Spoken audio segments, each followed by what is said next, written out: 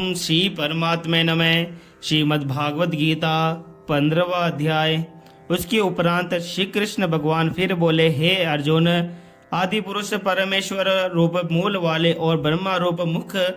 शाखा वाले, जिस संसार रूप पीपल के वृक्ष को अविनाशी कहते हैं तथा जिसके वेद पत्ते कहे गए हैं, उस संसार रूप वृक्ष को जो पुरुष मूल सहित तत्व से जानता है वह वेद के तात्पर्य को जानने वाला है। हे अर्जुन, उस संसार वृक्ष की तीनों गुण रूप जल के द्वारा बढ़ी हुई एवं विषय भोग रूप कोपलों वाली देव, मनुष्य और तिर्यक आदि योनि रूप शाखाएं नीचे और ऊपर सर्वत्र फैली हुई है तथा मनुष्य योनि में कर्मों के अनुसार बांधने वाली अहंता, ममता और वासना रूप जड़ें भी नीचे और ऊपर सभी लोकों में व्याप्त हो रही है। परंतु इस संसार वृक्ष का स्वरूप जैसा कहा गया है वैसा यहाँ विचार काल में नहीं पाया जाता है, क्योंकि न तो इसका न आदि है न और न अंत है तथा न अच्छी प्रकार से स्थिति ही है। इसलिए इस अहिंसा और ममता और वासना रूप अति दृढ़ मूल वाले संसार रूप पीपल के वृक्ष को दृढ़ वैराग्य रूप शस्त्र द्वारा काटकर उसके उपरांत इस परम पद रूप परमेश्वर को अच्छी प्रकार खोजना चाहिए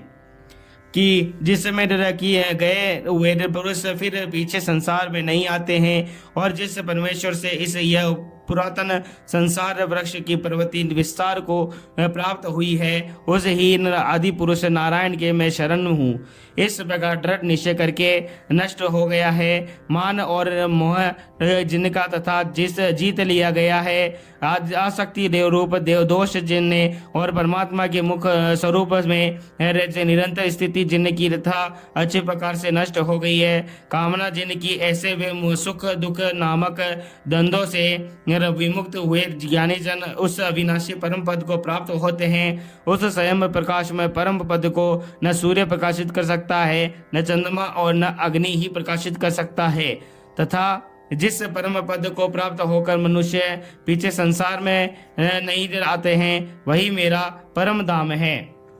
हे अर्जुन, इस देह में यह जीवात्मा मेरा ही सनातन अंश है और वही इस त्रिगुणमयी माया में स्थित हुई मन सहित पांचों इंद्रियों को आकर्षित करता है।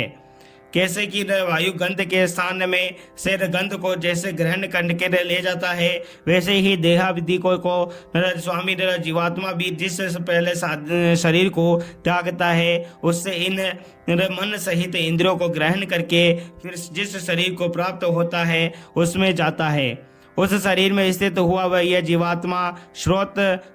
श्रु और त्वचा को तथा रसना, घ्राण और मन को आश्रय करके अर्थात इन सब के सहारे से ही विषयों को सेवन करता है। परंतु शरीर छोड़कर जाते हुए को अथवा शरीर में स्थित हुए को और विषयों को भोगते हुए को अथवा तीनों गुणों से युक्त हुए को भी अज्ञानी जन ही नहीं जानते हैं।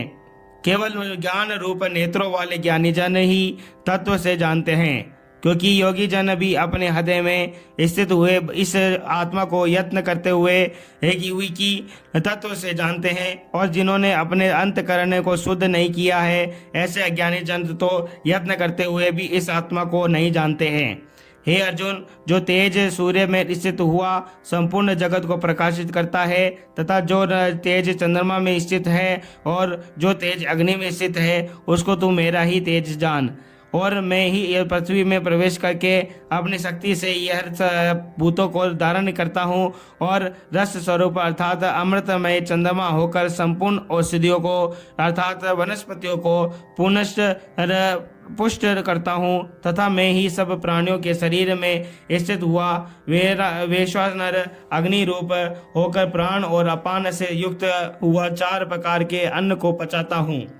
और मैं ही सब प्राणियों के हृदय में अंतर्यामी रूप से स्थित हूँ और तथा मेरे से ही स्मृति, ज्ञान और अपोहन होता है और सब वेदों द्वारा मैं ही जानने योग्य हूँ तथा वेदांत का कर्ता और वेदों को जानने वाला भी मैं ही हूँ। हे अर्जुन, इस संसार में नाशवान और अविनाशी भी यह 2 प्रकार के पुरुष हैं। उनमें संपूर्ण भूत प्राणियों के शरीर तो नाशवान और जीवात्मा अविनाशी कहा जाता है तथा उन दोनों में से उत्तम पुरुष तो अन्य ही है कि जो तीनों लोकों में प्रवेश करके सबका धारण पोषण करता है एवं अविनाशी परमेश्वर और परमात्मा ऐसे कहा गया है, क्योंकि मैं नाशवान जड़ वर्ग क्षेत्र से तो और तो सर्वथा अतीत हूँ और माया में स्थित अविनाशी जीवात्मा से भी उत्तम हूँ, इसलिए लोक में और वेद में भी पुरुषोत्तम नाम से प्रसिद्ध हूँ। हे भारत, इस प्रकार तत्व से जो ज्ञानी पुरुष मेरे को पुरुषोत्तम जानता है वह सर्व के पुरुष सब प्रकार से निरंतर मेरा मुझे वासुदेव परमेश्वर को ही बसता है। हे निष्पाप अर्जुन, ऐसे यह यति रहस्य युक्त गोपनीय शास्त्र मेरे को कहा गया और इसको तत्व से जानकर मनुष्य ज्ञानवान और कृतार्थ हो जाता है, अर्थात उसको और कुछ भी करना शेष नहीं रहता। इति श्रीमद् भगवद गीता रूपी उपनिषद एवं ब्रह्म विज्ञान तथा योग शास्त्र विषय के श्री कृष्ण और अर्जुन के संवाद में भक्ति पुरुषोत्तम योग नामक 15वां अध्याय संपूर्ण। बोलो श्री कृष्ण भगवान की जय हो।